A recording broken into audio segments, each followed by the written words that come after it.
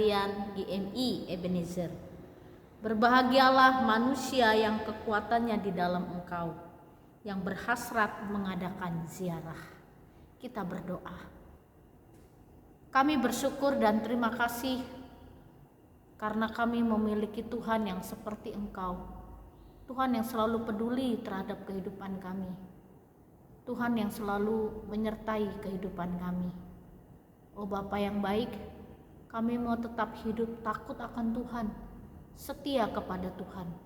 Kami percaya orang-orang yang takut dan setia kepada Tuhan, Tuhan akan memelihara hidupnya.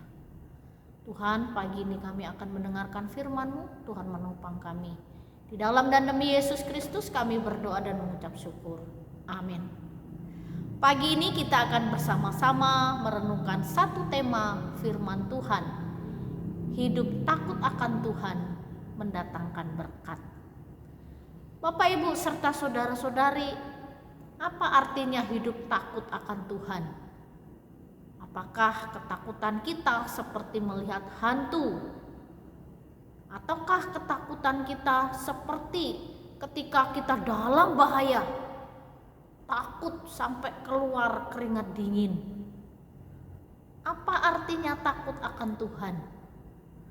Orang yang takut akan Tuhan menjaga hidupnya, menjaga kekudusan hidupnya, dan menjaga kesucian hidupnya. Jadi orang yang takut akan Tuhan senantiasa berfokus hidup di jalan Tuhan. Pagi ini firman Tuhan di dalam Keluaran pasal 1 ayat yang ke-17 sampai 18, demikian bunyi firman Tuhan. Tetapi apabila kamu menolong perempuan Ibrani pada waktu bersalin, kamu harus memperhatikan waktu anak itu lahir. Jika anak laki-laki, kamu harus membunuhnya, tetapi jika anak perempuan, bolehlah ia hidup. Tetapi bidan-bidan itu takut akan Allah dan tidak melakukan seperti yang dikatakan Raja Mesir kepada mereka, dan membiarkan bayi-bayi itu hidup. Raja Mesir Firaun memerintahkan kepada para bidan untuk menolong orang Israel, perempuan Israel bersalin. Kalau anak laki-laki bunuh, tapi kalau anak perempuan biarkan dia hidup. Bapak, Ibu, serta saudara-saudari, bidan-bidan itu rupanya takut akan Tuhan. Dia lebih takut kepada Tuhan daripada kepada Firaun. Nah, ini sesuatu yang kita juga patut acungi jempol. Kenapa? Karena di zaman Firaun, bidan orang Mesir, mereka ada yang takut kepada Tuhan. Membunuh itu kan dosa besar. Tapi para bidan itu lebih takut kepada Tuhan daripada kepada perintah Firaun. Lalu mereka katakan, perempuan-perempuan Israel sebelum kami datang, mereka perempuan yang kuat, bisa melahirkan dengan baik tanpa pertolongan kami.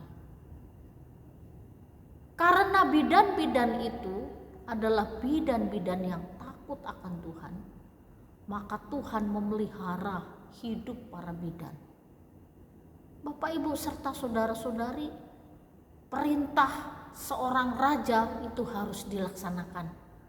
Tapi para bidan yang takut akan Tuhan memiliki hikmat Tuhan untuk menghadapi perintah dari Firaun untuk membunuh bayi-bayi. Bidan tahu membunuh itu adalah perbuatan yang jahat. Lalu Tuhan memberkati para bidan karena mereka setia kepada Tuhan. Dan karena bidan-bidan itu takut akan Allah, maka ia membuat mereka berumah tangga.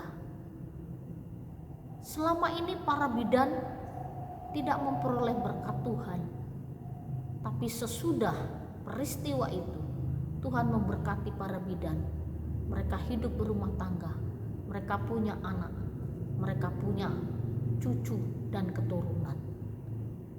Ini satu pengalaman yang terjadi di tengah-tengah kehidupan bangsa Israel ketika ada di Mesir.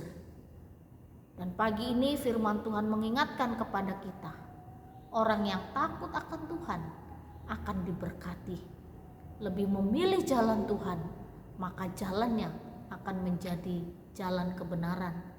Dan hidup yang dia jalani akan semakin diberkati oleh Tuhan.